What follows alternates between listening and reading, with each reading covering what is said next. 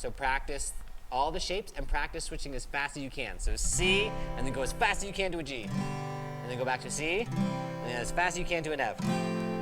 Back to C. Then I want you to combine, okay? So I'd say spend just a couple minutes practicing strumming, a couple minutes, 3, 4, 5 minutes, just chords, and then I want you to combine at the end, okay?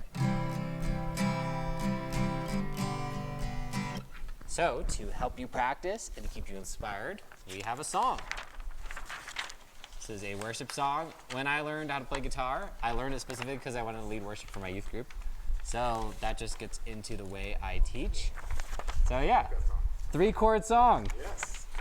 So let me explain what this is going to show you. It's going to tell you the words to sing if you can sing or hum along. And then in parentheses it has a number. That number is how many strumming patterns to do. So one strumming pattern is down, up, down, up, up, down, up. That's one strumming pattern, okay? So when it says 2, it means do that twice for that chord. Yeah. Yeah, so your fingers are gonna hurt this week, okay? So here are my tips for success. It really, really, really, really makes a huge difference to practice just a little bit every day.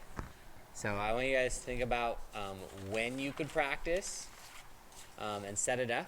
And if you're really brave, here's what you'll do, okay? You'll talk to your parents maybe, say, hey, I really wanna learn guitar, but I need help practicing. How about every day I practice, you give me $1, and every day I don't, I give you $1. Just an idea, but it's a good way to keep yourself motivated. And then it feels like you're getting paid for practicing and you're getting punished not for practicing. And again, if you practice 15 minutes a day, just think about that. It's 5 minutes of strumming pattern, about 5 minutes of chord switching, and then about 5 minutes of putting everything together.